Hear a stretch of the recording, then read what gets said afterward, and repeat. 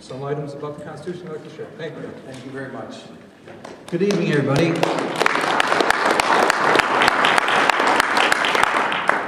Well, the first thing you'll notice is that technology has gone bad.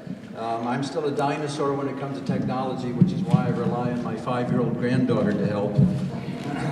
So you'll have to excuse the overhead because it takes half of the screen, and then we'll have to push it up so we can see the bottom half of the screen, but I'm sure you'll understand because you've got a 5-year-old granddaughter that teaches you how to do things too. We're going to talk tonight about liberty, and there's many blessings that we receive from God, but one that's most germane to our country is the blessing of liberty. In fact, from the beginning of the country, as the title of the book I once wrote, Land of Liberty, reflects, I've thought that it was central from the beginning, and I think it is central to today. Unfortunately, there are a lot of folks who wish to diminish it, some gradually, some dramatically, perhaps even some totally. And we wanted to go back and look at the founders, the concept of liberty, and to see how at least the founding generation of the United States tried to protect this right and to make it different than the historic right as offered by other countries. Because you remember that power, historically, rather if we go back to ancient Egypt, Babylonia, Mesopotamia, come forward to the France of the Louis, Great Britain, you name it, the concept is that there is such a thing as power, and it comes from God, and God has distributed it to the monarch, if we're living in a monarchy, to the theocrat, if we're living in a theocracy, to the plutocrat, if we're living in a plutocracy, to the oligarchs, if we're living in an oligarchy, and they, out of their generosity, bequeath to us our rights, which, of course, arbitrarily they can take back as they wish. And one could look at any society throughout history and realize that this is the model by which government would operate. That liberty was not something that you were endowed with. Whatever liberty you had was the gracious gift of the monarch, the plutocrat, the theocrat, etc. Well, Americans began to operate on a different premise. And the premise is that liberty, all of our rights come from God, but they come to us and they are ours, and we determine where they go next. In fact, we determine what type of government we wish to establish, and then bequeath to the government the temporary rights that we have as inalienable rights. And then the government should operate based on the rules, the governance that we've designed, but we reserve the right to ultimately withdraw from them the rights which we've given them. In fact, Jefferson states that it is our right, it's even our duty, to replace the governments that ultimately abuses those rights. We've had revolutions throughout world history. We have revolutions today, but typically it's one power elite simply repairing and replacing another power elite. The American Revolution is really unique, not because it happened here, but because it is truly the first people's revolution in history, asserting this right that we are born with certain rights, and we will fashion a government to which we bequeath temporarily and on certain conditions these rights. It is truly a land of liberty from the very beginning. Now, if we were to go back to and let's see if we can get this to work sort of properly, back to the colonial period, and the colonial period lasts for nearly 2 centuries. It begins in 1607 when the first British permanent colonies established at Jamestown, Virginia. There was others in the race. There was the French to the north and the Spanish to the west and to the south and the Dutch a little bit and the Swedes a little bit. But for the experience that became the United States, it was at Jamestown, Virginia in 1607. And between 1607 and 1775, we could designate that as the colonial period, because in 75, the events that will ultimately precipitate the revolution begin, and really from that point on, we're in that intermediate stage of what happens next, the pre-revolutionary America. So during that roughly almost 2 centuries worth of time, Americans were deeply concerned about liberty because they had developed this unique idea that God gives people rights which you're born with. Jefferson uses the expression unalienable rights. Now, we often pronounce it unalienable, but really the word is unalienable, as in you buy a car and there's a lien against it until it becomes your property. You buy a house, there's a lien against it. And he is saying what? These rights, there can be no lien placed against them. They are yours, and they are yours from the beginning of your life to the day you die. And government is ultimately established to protect that right, or those rights. So during much of the colonial period, Americans operated on this premise, and British policy, if we had to summarize it, and I hope you can see it up there, is that Americans concluded that government is essentially the negation of liberty. Government is the negation of liberty. You have liberty, and ultimately you assign some of it to government. Thus, government lessens or negates, to an extent, the liberty which you are given as an unalienable right. And the British government, throughout most of the colonial period, operated in a way that American colonists came to characterize as salutary neglect. Okay, salutary neglect. Now, Thomas Jefferson will later reflect the same idea. Jefferson says, the government that governs least governs best, which is essentially a reiteration of the first statement that most Americans, whether they be a seamstress or a butcher or a farmer or a politician or you name it, would say what? That government is essentially the negation of liberty. And Jefferson says, true, the government that governs least governs best. The government that takes the fewest of your rights to use is the best government. And Britain did that, not necessarily because they were good, but because they were dealing with so many other international events, in particular the French in Canada, that they really could not assert the type of political power against the colonies that they wished. And time passed, and time passed, and time passed.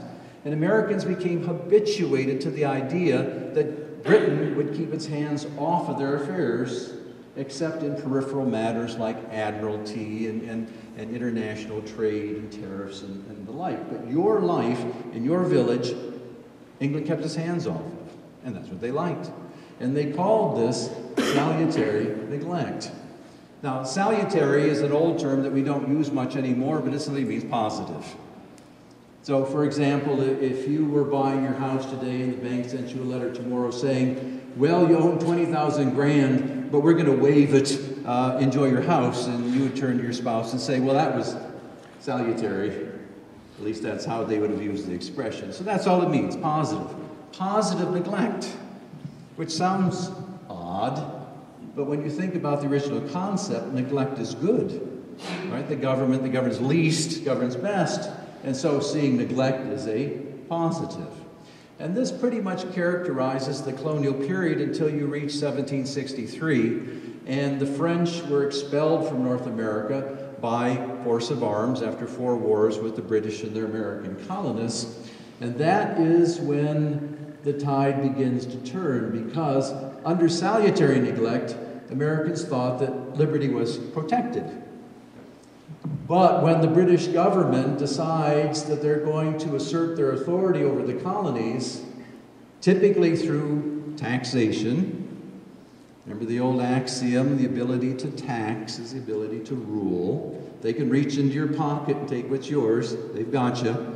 So they use taxation, but they also use the confiscation of weapons, which of course led to the confrontation ultimately at Lexington and then Concord. So using these methods, Britain tried to assert their authority. It was not a new idea. They'd wanted to do it from the get-go. It was simply they couldn't get around to doing it for so long because they had to deal with other matters such as the French. Now they're going to do it. But what's the problem? And the problem is that if you have children and raise them a particular way with a value system, and they grow up and they teach their children that particular value system, and then they teach their children that value system, and then the next generation teaches their children that value system, in this case, salutary neglect.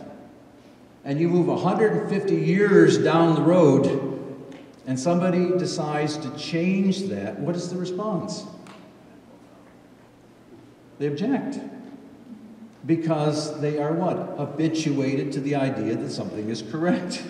And they've passed it generation to generation to generation. So the British don't lay horrendous power upon the colonies. Merely the fact that they tried to assert power was too much. And the colonists respond.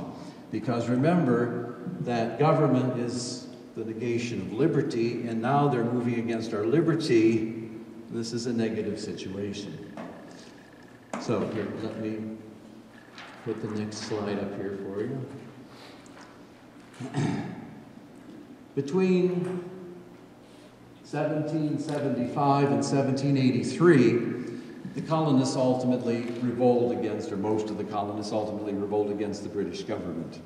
And we're not going to go into the story of the American Revolution other than to say that it was very hard, and it was very tenuous, and there was never at all until near the end the certainty that we would win, but in the end, George Washington and others brought about victory.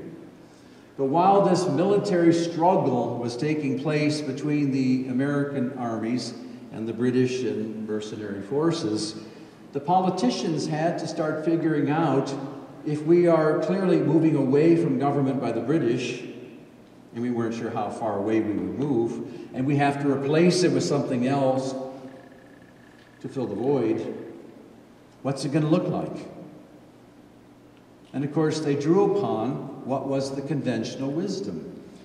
A conventional wisdom is nothing really more or less than a code of what we think is correct and right that is so ingrained, it isn't part of our conscious thought process. We just operate on that basis. And in different times, in different societies, the conventional wisdom is different. Right? Sometimes it's static, but most times it's not. One example for tonight, which is, if you were to ask folks in this audience, are men and women equal? The response would be yes, because it has become part of our conventional wisdom. But turn it back 100 years or 200 years, you get a different response. Their conventional wisdom is different. So the point is that if you go to the realm of government and liberty, what was the conventional wisdom? It was the government that governs least governs best.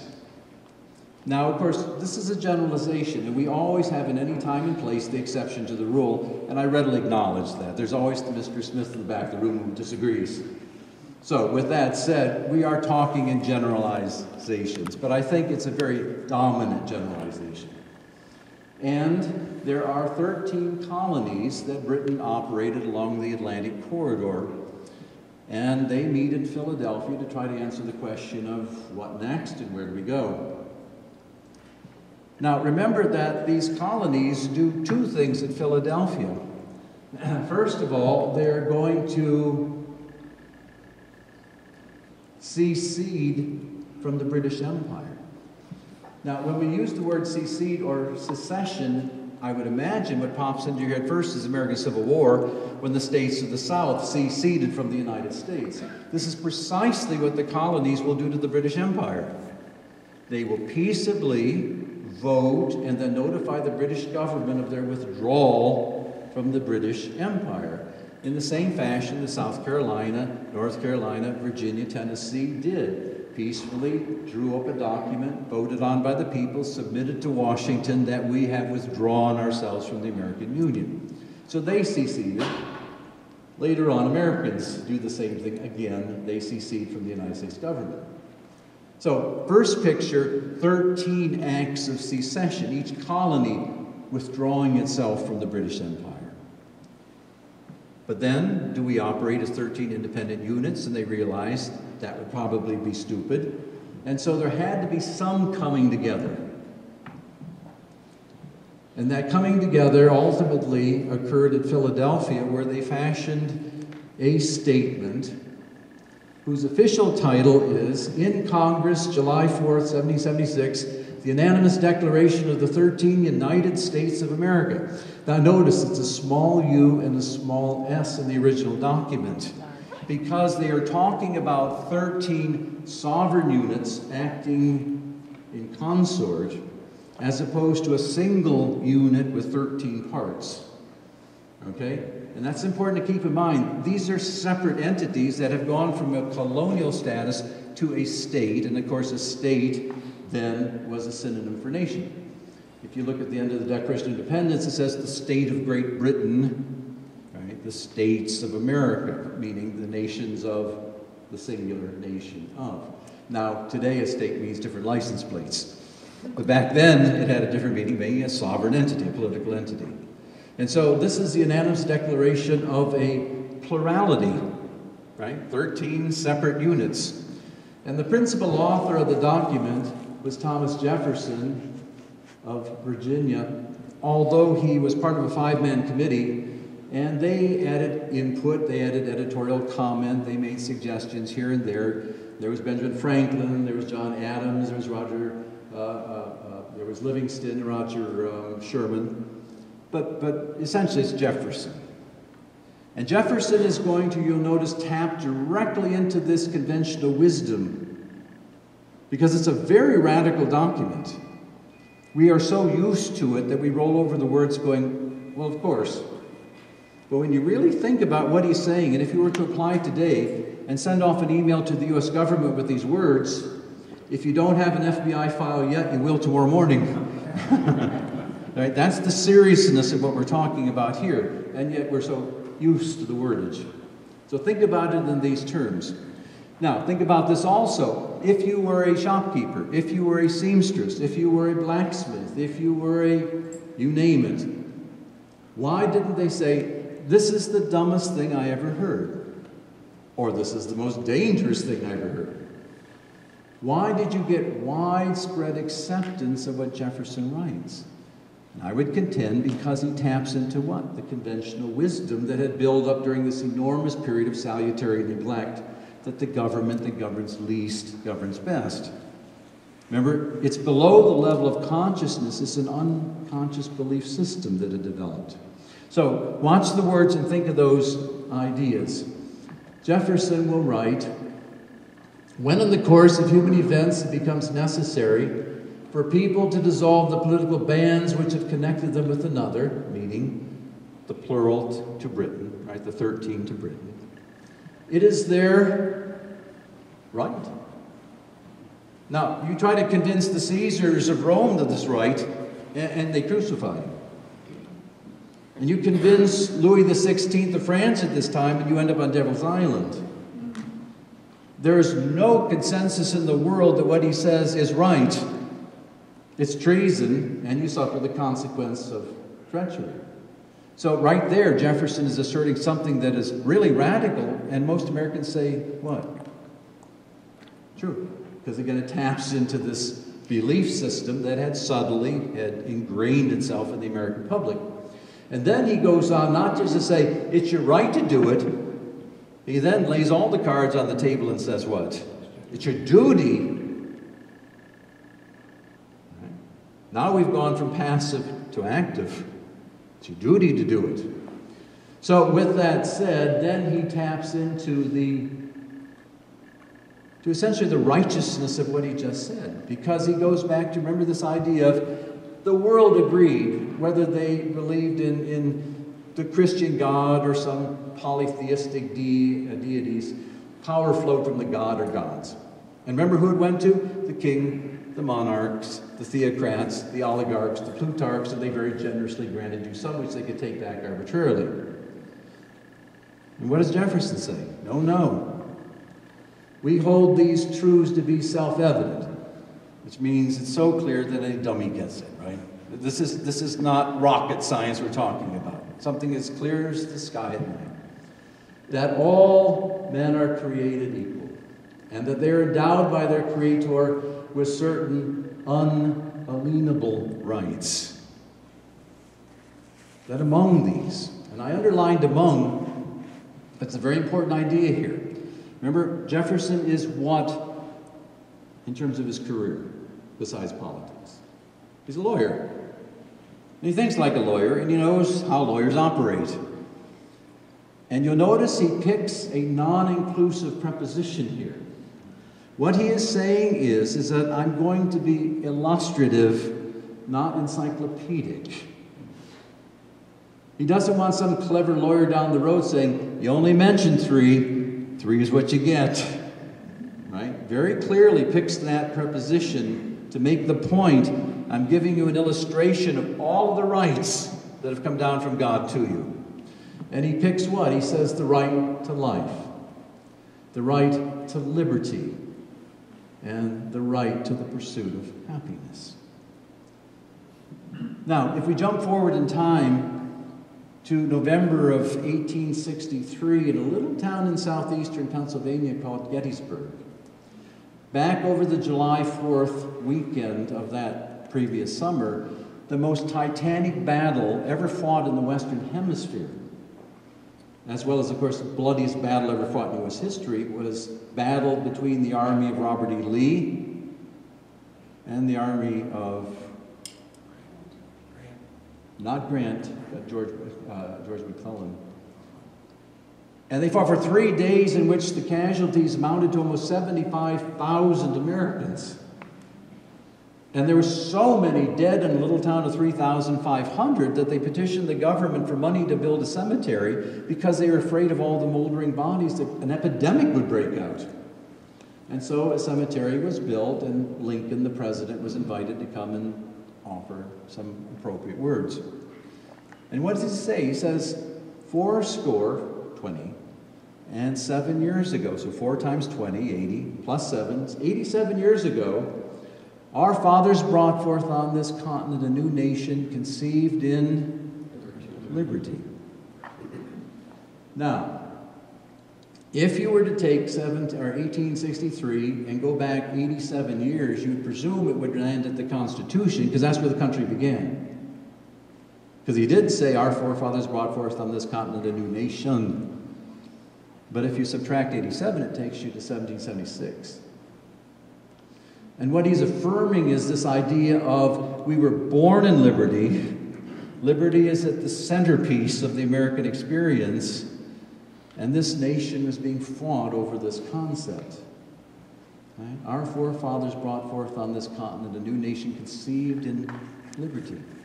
Later on, a dozen or so years later, when the Constitution is ratified, as we'll see, it says, we the people of the United States, in order for a more perfect union, and there's 5 things that are listed which the government is required to pursue and achieve. The last is what? To preserve the blessings of liberty upon ourselves and our posterity. There is a widespread legal consensus over the last 2-3 decades that the Constitution was only written to people of that time. It's a dated document, as they would put it sarcastically, of old white men. It has nothing to do with us. That's why we can monkey with it, change it, alter it, forget it. And if you just start with the preamble, it's very clear that these old white men said what? The blessings of liberty on ourselves and our posterity. It was a living document that goes all the way past our time as far as the nation's history will go. Well, then Jefferson caps it by saying, why do we form government? So we've gone from seceding from Britain to asserting the idea that the rights come from God to us, not to the monarchs or to the theocrats. We're clearly moving towards government. So he says, that to secure these rights. Well, of course, what's the reference of these? All of the unalienable. Right? All the ones that God has given you, you form governments to do what? Governments are formed, instituted among men, deriving their just powers, I'm sorry, it's blurry, from the consent of the government. In other words, government is fashioned to do what? Protect your rights, your liberty. And the less the better. The government that governs least governs best. Okay? Radical ideas. Yet they're so common to us, we tend to, oh, sure, I heard that in 4th grade. But when you put it in the context of history, these are hanging words. And of course, at the end, Benjamin Franklin even quips, he says, gentlemen, we must all now hang together. Or assuredly, we will all hang separately. They're signing their death warrant here. They would have if it was just replacing one power elite with another, but the wording and the language and the reasoning for sure puts a bullseye on them. Okay? Radical words, radical thoughts. So obviously, with this statement made, the revolution does go forward and is successful. And if we could hypothesize for a second that I'm some sort of a newscaster with my mic and a camera crew with me, and it's the year 1783, the revolution's over with, the hurrah, hurrah, the British are going home, and I was to interview for the evening news, what do you think you reaped from this experience, sir, madam? Virtually to a person, this is the answer that Americans gave. They said, if one were to ask the members of the American Revolutionary generation, what were the fruits of the revolution? What were the biggest end results you achieved? Their answer would be what? Independence and liberty. Now, we can think that perhaps their vocabulary was limited and they're using synonyms. In other words, they're saying the same thing using two different words, but they aren't. They're saying two completely different things, and they're making two completely different points here. The first point, of course, is that independence is political separation or secession from the British Empire. Right? We achieved independence. What does that mean? We successfully seceded. And henceforth, on July 4th, we will celebrate what? Independence Day. Right? It's clearly a political thought, the achievement of a political purpose. Now, liberty, which we've already talked about, is what? Liberty from a powerful, assertive, intrusive national government. Now, I didn't write it there, but if we were to say, i.e., who are they talking about? Britain. Because remember what the burn of the saddle was? Salutary neglect, salutary neglect, decade after decade after decade. And then within 12 years, from the time a kid goes from first grade to graduating from high school, it fell apart in revolution because Britain did what? They asserted their authority. And Americans said what? That's it. And so, what would have been one of the two critical fruits of the revolution? Liberty from a what? A powerful, assertive, intrusive national government. A struggle to retain this has engaged Americans since the inception. How do you preserve the two fruits of the revolution? Sovereignty and independence, and the protection of the liberty of the people. And it has swayed and gone back and gone up and gone down, and it to this very moment is a struggle.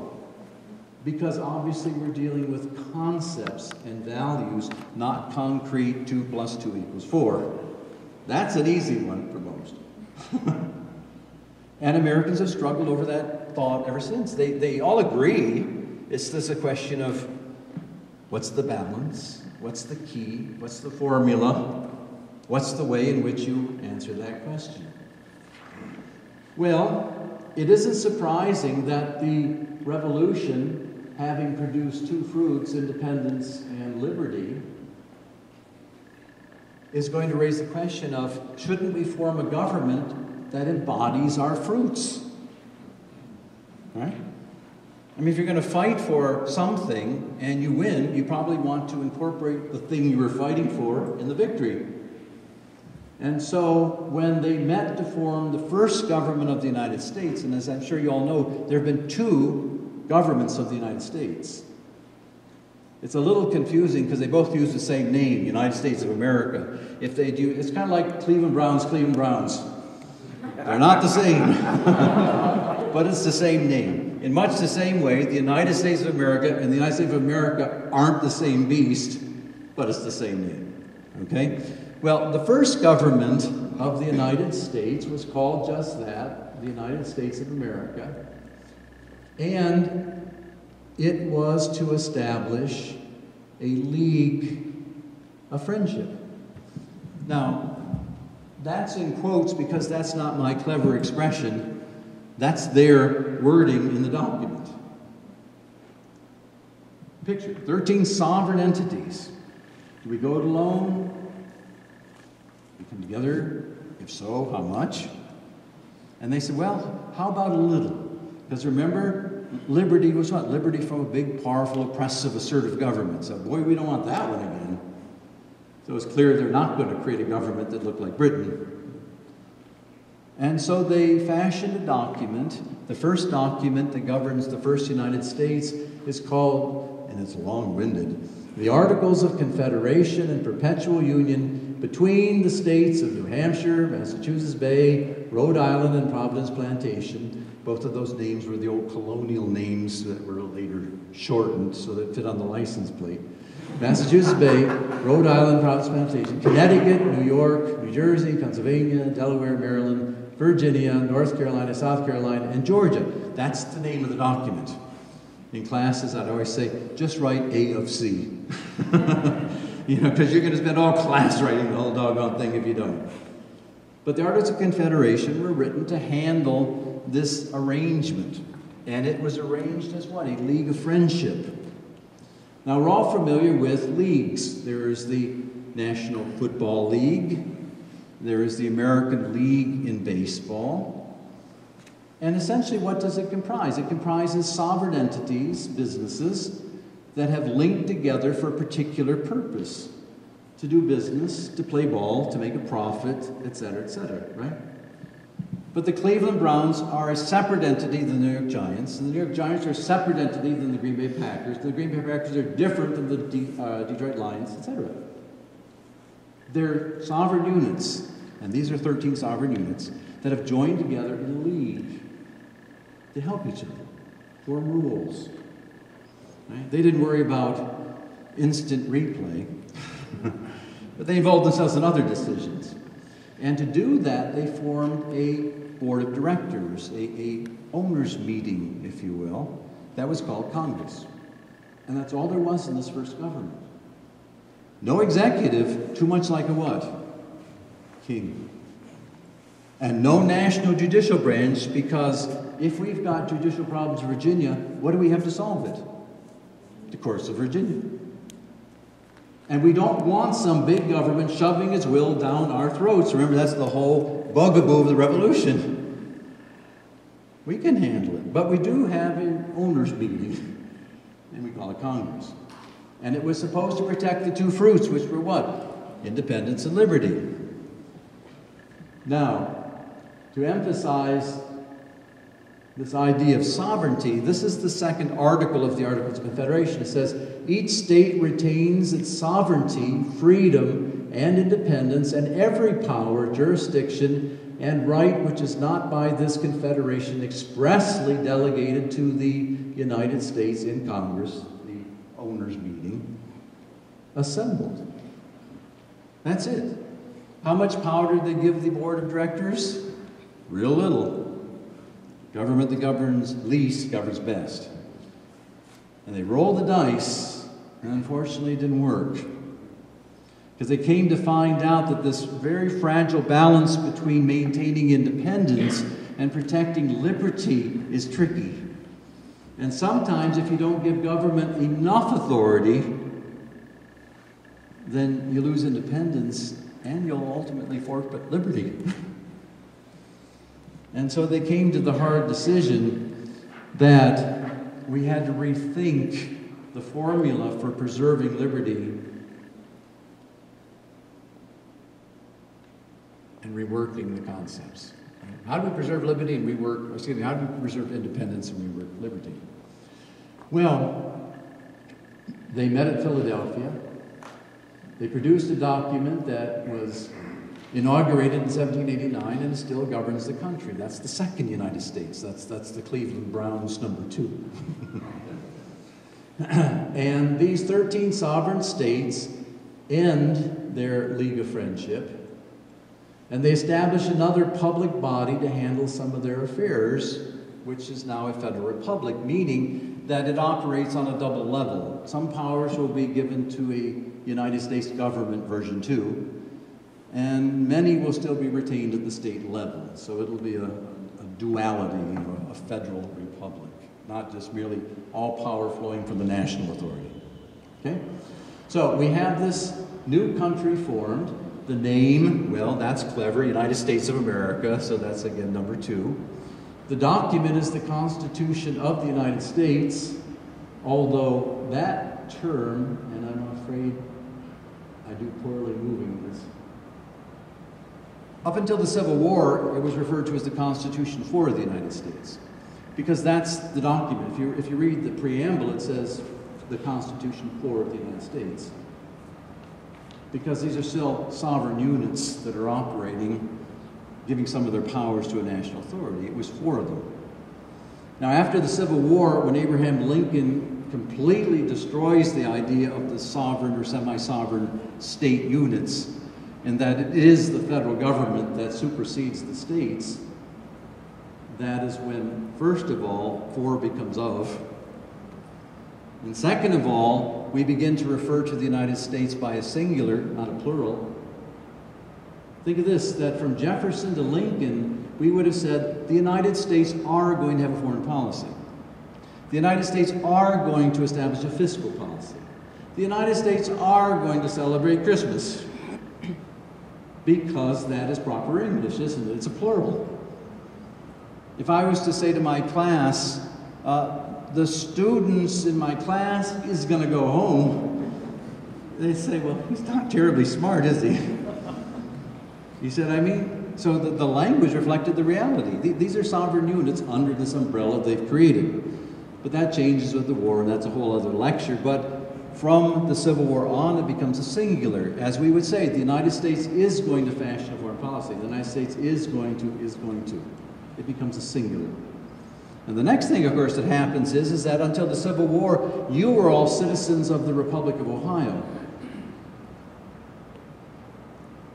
After the Civil War with the 14th Amendment, that is when you become a citizen of the United States, to show the difference of the political hierarchy that you now belong to.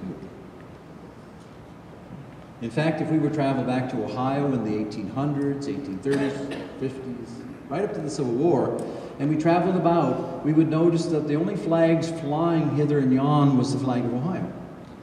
Unless you ran into a federal installation like the post office, or a military installation, or a port where naval vessels come in, because that was clearly federal territory. Everything else belonged to what? The Republic of Ohio. So again, things change as we move along. But going back to the point, the preamble of this new document states, as we all know, we the people of the United States in order to form a more perfect union. And I put question marks there because if you think about it from merely a grammatical point of view or a logical point of view, that's stupid.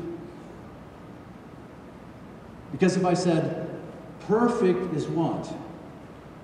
Perfect is perfect. Right? You say, that's the perfect picture. Ah, but my picture's more perfect. How can that be? I mean, clearly the first one then wasn't perfect. It was almost perfect. So why would these very bright people make such an obvious, apparent goof in using language? I think the answer is this. It is one of the most astute political statements of American history. Because, remember, when the Articles of Confederation were proposed, we all met as citizens in each of the 13 states to vote yes or no. And in the end, obviously, we voted yes, join the League of Friendship. Our work had gone into it. Whether directly or indirectly, our affirmation was there. And now they're coming along with this thing. And they're going to send it back to you in the same states to say what? This is the new baby in town, vote on it. And as human beings who have egos, we would think what? What was wrong with what I did the first time? You know, gave fur up a little. So notice how they did that brilliantly. They said what? Your work was perfect. All we've decided to do is to make it more perfect. Isn't that brilliant? I mean, that is just great thinking. A little devious, but great thinking. Because people, yeah, you know, I did a nice job, and I'll accept they did a nice job too. Well, maybe more perfect. So that's the beginning. After that statement, of course, it says that why did we create this doggone thing? To establish justice, to ensure domestic tranquility, to provide for the common defense, to promote the general welfare, and here we go again, to secure the blessings of liberty to ourselves and our posterity. Declaration of Independence, colonial America, Gettysburg Address, clearly a key concept. And they met by liberty what? The negation of government in a reasoned way. Not the exclusion of government, right? We're not talking of anarchists. We're talking about people who are afraid of the power of government. And they are determined to make sure that it is kept on track. That's the blessing of liberty that we have agreed to protect. Well, once the nation was formed and the Constitution written, there were some people who said, well, that's all fine and dandy, but I think you should really write down some of the rights that we're talking about. I used to make the parallel to college students as this is sort of like a bad date. I'll promise you anything, honey. And honey says what? Write it down. Talk is cheap. Write it down. And in a sense, the amendments are just that. It sounds great. I do trust you, honey. Write it down. And so, in principle, James Madison, with some help, puts these together. And collectively, the first 10 amendments become known as the Bill of Rights and are really part and parcel of the document, although obviously they're not attached until after the Washington administration commences. Now, if we look at the Bill of Rights, I believe that although there's 10, they can be conceptualized into 4 different groupings. And going back to the very beginning of our talk today, remember, Americans are really paranoid about what? Maintaining liberty and protecting themselves against the assertion of authority by government. So try to see this through what they're doing here. They're trying to make sure of couching those extremes. In the First Amendment, of course, what we have, let me get down here. Group 1 is liberty from national government interference with specific rights of Americans. So they're saying, this new thing we've created, hands off. Right? Very clear, very explicit. We're not fooling around with generalities now. Right? This is a very clearly articulated list. And notice how definitive it is. I put big arrows there to emphasize this. Congress shall make how many laws? No laws. No equals what? 0. Right? They're not horsing around. They're not saying, not when you think it's right. Right? Not when it's expedient. And, right? No. No laws respecting an establishment of religion or prohibiting the free exercise thereof. Don't open your mouth. It doesn't belong to you. It belongs to who? People of the states, people of localities, people of the families. Has nothing to do with you, this thing we've just created. Second of all, the abridging of may not pass a law abridging freedom of speech or freedom of the press or the right of the people peaceably to assemble. Now, of course, peaceable is a critical word because we have this, Occupy Wall Street business, and there's demonstrations that move across the line to one extreme or another of confrontation, even violence. And it says, no, that's not acceptable. As long as you keep it peaceful, government cannot shut your mouth. Right? That's the idea. It may not assert its authority against you as long as you remain peaceful. Well, what if it's a controversial topic? Tough. What if it's one that makes the ears of the congressman red? Tough. We hired you, and we will express to you what we think, because remember, power flows from us to you, and we do have the right, remember the comma, and, if need be, the duty to alter it. And then finally, of course, we have the right to petition government for redress of grievances. Now, when we get to that part in classes, I'd kid the students, I said, does that sound radical to you? And they say, no. I said, okay, go to the library, go to a computer, email usgovernment.gov, and tell them you're ticked off. And I said, say whatever you want, it doesn't matter, I'm not telling you the point, but make the point that you're ticked off about X, Y, or Z. Even quote the document. I said, I'll even give you the handout if you want. And I said, you'll better believe you'll have an FBI file on you in the morning. That's how dangerous what Jefferson's talking about. We accept it as just so much, golly gee, that sounds so cool. But when you put it on the realm of the reality, it's radical. In fact, I remember when I was in college, in the 20th century, so the poster boy of revolution was Che Guevara and Karl Marx and all those folks.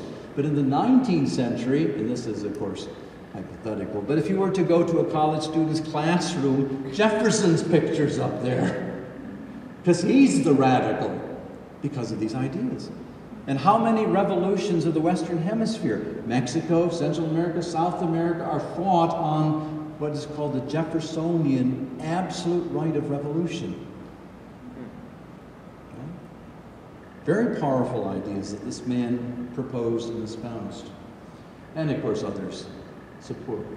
Well, group number 2 addresses the means of protection and resistance of the national government when it becomes too strong, too assertive, too oppressive.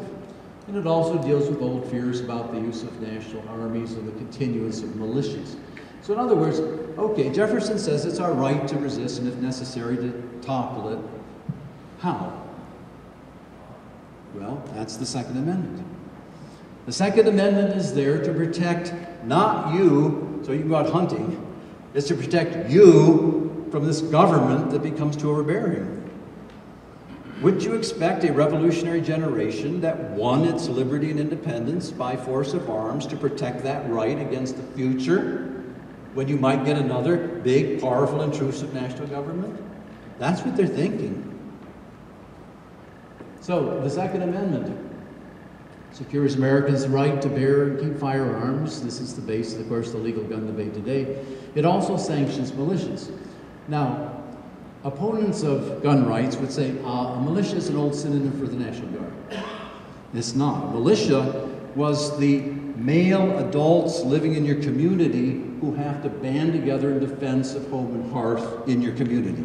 That was the militia. You take your gun off the mantelpiece to defend your village, town, family, farm, etc. That was what they meant by militia. So, going back to Jefferson, why are governments established? To secure these rights, the God-given inalienable rights. Governments are instituted among men, deriving their just powers from the consent of the governed. What if government doesn't protect its citizens' inalienable rights? That whenever any form of government becomes destructive of these ends, it is the right of the people to alter or to abolish it and to institute new government. That's why they put the Second Amendment there. It's already laid out. Of course, they hoped and prayed it would never happen. But they also knew that if their great fear was the assertion of power by government, you take away people's weapons, and you're going to get the assertion of power in aces. And that's why it's there. It's not a belligerent act. It's a defensive act by a revolutionary generation. Well, the third grouping, I'm sorry there. Fine spot. The third grouping is the rights in court when under arrest. Of course, that was always a real nasty situation because either you were presumed guilty until you confessed, which is why they tortured the death out of you until you spilled. We're probably old enough to remember, at least I remember when our son was little, there was Goonies, and they were going to stick the kid's hand in the blender until he spilled his guts, and he spilled his guts. Well, that's sort of what they did to everybody at the time, which was they began chopping you down, whittling you down until you finally hit the point they were looking for, and then they hanged you or quartered you or did something else. So these rights are to make sure that that doesn't happen here, right? That you are protected in your various rights. You're all familiar with them, and this is just in summation here. The Fourth Amendment gives citizens protection against unreasonable searches and seizures by government. The Fifth Amendment protects citizens against punishment without due process. That means that there has to be established rules, established for all, that have to be followed in that fashion. So if you're a big shot, these are your rules. If you're a little shot, these are the rules that apply to you. No, they apply equally. Equal treatment before the law. All laws must be administered by established rules applied uniformly to everyone. It also guarantees protection against having to testify against yourself in a criminal case. We know from watching TV when people take the fifth. Well, notice the operative word there is what? Criminal, not civil. If you have to go to trial on a civil charge, you probably have to testify. O.J. Simpson did when the families finally sued him. But why not when the criminal case? And of course the difference is that in a criminal case, what might you lose? Your freedom, or worse, your life. In a civil case, it's only property you lose. And so they split that difference, realizing the jeopardy of the two cases is different, and thus they cannot compel you to testify against yourself if the penalty might be the forfeiture of your freedom or of your life. Money? Good luck, right? Practice before you go testify. Sixth Amendment secures the right to a speedy public trial before an impartial jury for criminal offenses, and the right to be told the nature and the cause of accusations, and the right to be represented by legal counsel. Of course, that's where the Miranda right ultimately comes from. You have the right to a counsel. If you can't afford one, one will be provided for you. Right? It comes out of that idea there. Let's see here. The Seventh Amendment secures protection against what is commonly called double jeopardy. They can't keep trying. You know, it's get me now or don't get me at all. You know, make your case, don't make the case. And of course, it protects you from a life of the assertion of government against your liberty. And then finally, of course, the Eighth Amendment prohibits excessive bail as well as cruel and unusual punishment, the basis of the capital punishment debate in the past and today. What exactly is cruel and unusual punishment? And that is a norm that is varied across the continuum of time. Right? So those are the third groups. It has to do with your rights, your liberties, if it ends up that you are before age. And then finally, the fourth group, which I find all of them compelling, obviously. But I find the fourth group most interesting because it goes back to the original premise of our talk, which is that government is the negation of liberty. Or the assertion of government is what trips the revolution, and we're terrified of it. How do we address this in the concluding thoughts of the Bill of Rights? The fourth group is protection of liberty and defining the limits of the assertion of authority against you. We clearly, in the Constitution, give authority to this new U.S. government. Remember, that's Cleveland Browns too.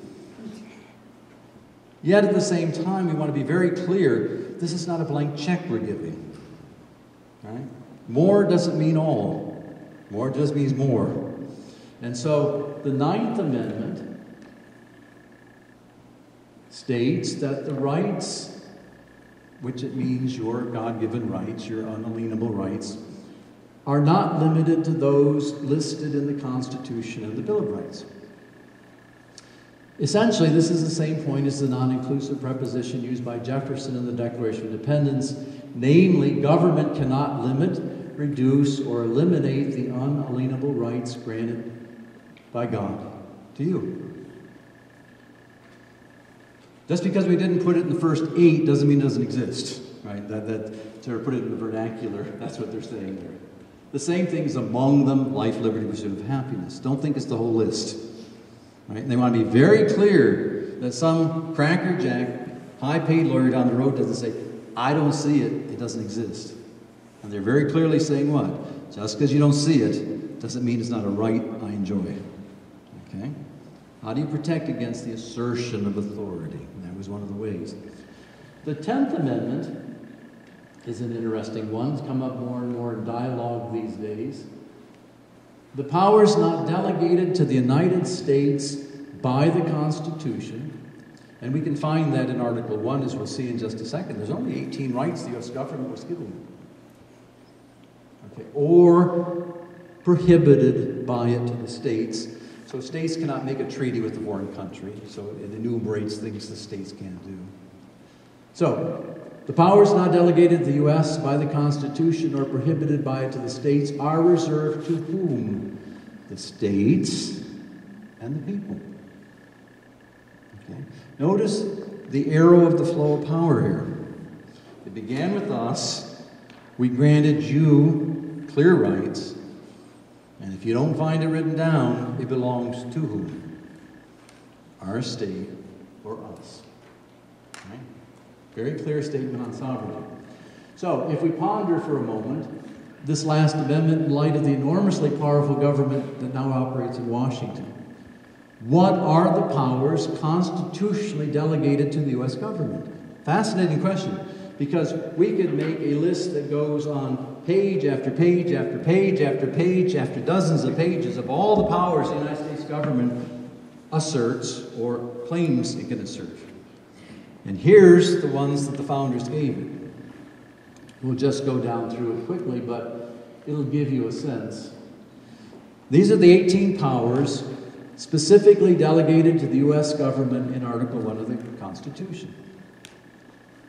It can collect taxes to pay debts, defense and general welfare, borrow money on credit to the U.S., regulate commerce with nations among states, so-and-so, establish rules and laws of naturalization, bankruptcy, coin money, regulate value, weights, measures, provide for punishment, counterfeiting, establish post offices and post roads, promote science, establish inferior courts to the Supreme Court, define and punish piracies and felonies, declare war, raise and support armies, raise and support a navy, make rules governing land and naval forces, call state militias to execute laws and suppress insurrection, which is what Lincoln asserted during the Civil War. Provide for organization and discipline of the militia. Governing seat of the body is designated as this piece of land purchased from Virginia and Maryland, which is called the District of Columbia, later called Washington, D.C., and other federal territories, because the nation would expand westwardly, such as Ohio, and then the Louisiana Territory, and then the far western territories. So that's part of the governing of the U.S. And making laws necessary to carry out the foregoing functions. Now, what's the operative word there? Foregoing. It didn't say any and all. It didn't say those that come up. It didn't say those in whimsy that I thought of when I was lying in bed. It said what? We put 18 there. 17 are the ones we're talking about. The 18th one says only focus on the 17. Again, they are terrified of the assertion of authority of government. Cannot make that point stronger. That is the thing that scares Americans, because they knew history. And they saw what government can do when it's out of control. Well, does the government at Washington assert more authority? That should sound familiar from the Revolutionary period coming forward, than its delegated powers. Do you think that the politicians at Washington, from all parties, have gone way beyond what is constitutional? And I think if one reads that in a literal sense, then the answer is, of course, yes. Now, for those people who answered yes, I wish you could see this whole thing. Right-wing extremists, this came about when, oh golly, it must have been 4 years ago, Homeland Security defined the Founding Fathers as dangerous, as well as people who believed in the strict construction of the Constitution, as people who believed in gun rights, as people who believed in pro-life, as people who believed in the defense of liberty, as people who criticized the Federal Reserve System. Do you believe, and I once gave a speech and I started off this way by saying, golly, you know, we probably think alike. How many of you believe in X and Y and Z? And I said, guess what? And I brought up the document. Homeland Security today has defined you as a potential terrorist. The list goes on. If you are a returning veteran, you are considered a potential terrorist.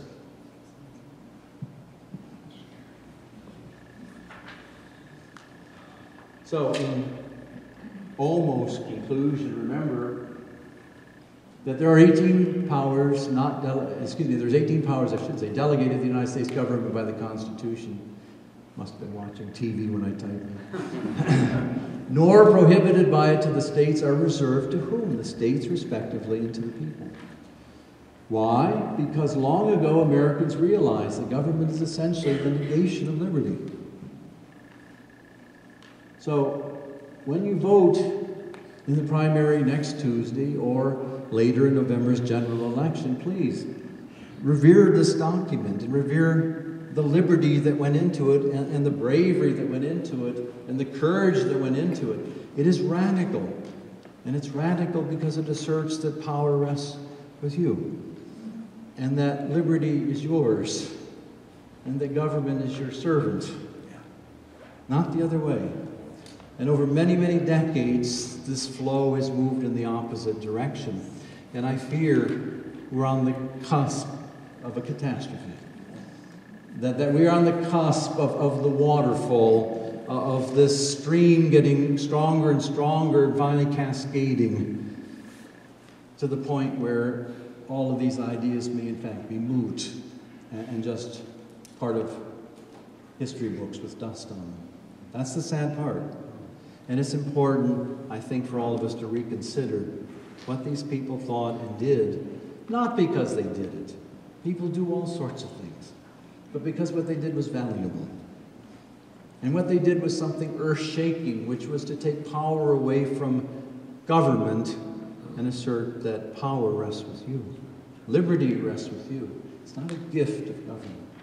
Now, I don't know if we have a little bit more time or not. There's one more thing I want to do, but I don't want to usurp anyone else's time. But if we have 5 minutes, good. Okay, that's cool. Because as I was at an appointment before this, I was paging through the Constitution. Do that every day. And I was thinking to myself of very obvious elements of the Constitution that the government no longer respects or implements. For example, the first example I found is here, that only Congress will declare war. Well, when was the last legally declared war in U.S. history? And the answer is World War II. In fact, we hear in the debates from all sorts of politicians, I'll bomb them, and I'll bomb them, and boy, oh boy. You know, and the question is, on what authority? Because it really clearly says, if you think it's legitimate, and there are cases of legitimacy, there is a way of doing it. You lay it out before the Congress of the United States, not the Supreme Court, not the executive branch, and they what? They sign on with responsibility. They ante up, and they take the heat as well as the credit for doing these actions. Let's see, the second one I found here was the privilege of the right of habeas corpus shall not be suspended unless when in cases of rebellion. Well, as I'm sure you know, New Year's Eve, Obama signed the annual National Defense Authorization Act, which is very common. It's the budget for the next year. However, if you're familiar with Section 1028, 21, 22, it allows for the indefinite detention of American citizens without cause, and it also allows for the snatch and grab of Americans without warrant. That is really dangerous. And of course, remember, the press portrayed it, and we all know which way the press typically leans. They said, but see, Obama didn't want to sign it. Then he did. But you know why he didn't want to sign it at first? Because those parts weren't in it. And when they put him in it on Happy New Year, New Year's Eve night, he signed it into law. Well, you are guaranteed the right of habeas corpus. Okay. Third example here.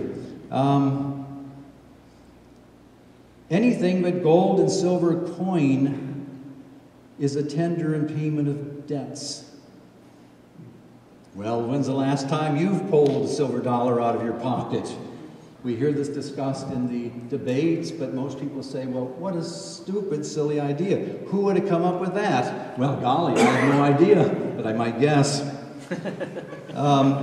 Another one, oh, this is a good one. No person except a natural-born citizen shall be eligible for the office of president.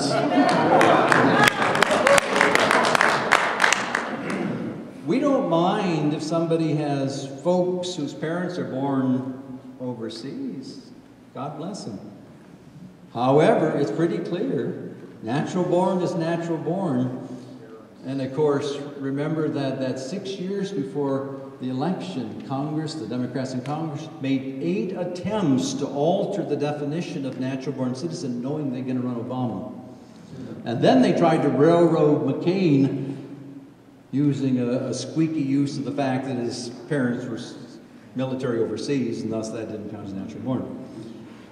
All right, here's another good one. Think about the states down along the southern border. Remember the Arizona governor wagging her finger at him when he arrived? Okay, this applies. Here it says, the president shall take care that the laws of the United States be faithfully executed. And she's saying, what?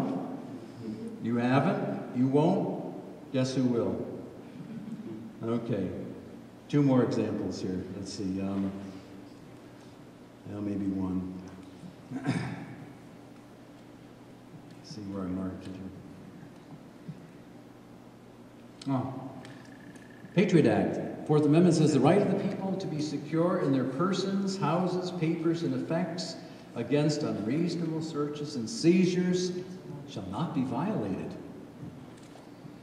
They're now talking about putting the TSA out on the highways. In fact, when we traveled to visit our son and daughter-in-law in South Carolina, you're liable to run across it on a Tennessee highway. No cause. You know, I'm not walking around with a 50 caliber machine gun on my trunk. And the revolutionary generation would have said, what? That is an assertion of power. And government is the negation of what? Liberty. So, thank you for tonight. God bless you.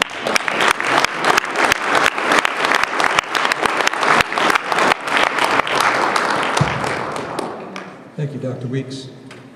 I can't tell you the last time I saw a presentation on overhead, and it was refreshing. That's old school. Thank you very much. It's almost like a movie projector that click, click, click, click. Yeah, I thoroughly enjoyed it. This is wonderful. The other day I was watching a speech on the internet by Gingrich, and talked about the pursuit of happiness. And when it was written, it actually meant wisdom and knowledge.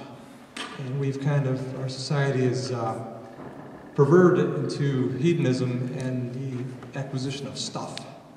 And what a different land we would live in if we were actually in the pursuit of wisdom and elected people that reflected those same things. And what a different land we live in today. Without any further ado,